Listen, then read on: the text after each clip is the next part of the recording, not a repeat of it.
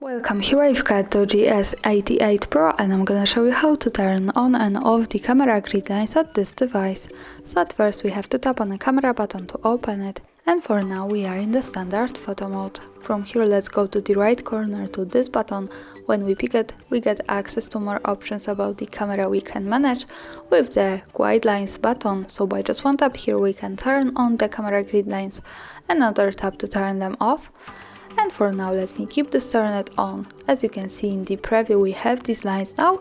This is useful for example when we want to use the rule of thirds in photography or making experiments with composition. Also remember that these lines are not visible at the real picture, so when I take a photo and when I go here to the left to the gallery button, we can't see them at the real picture, so the grid lines are only to help us taking better photos. And of course when we don't need them, we have to just simply tap to the right corner once again and use this button. So for now, the grid lines have gone in the preview. And that's all, thanks for watching, subscribe our channel and leave the thumbs up.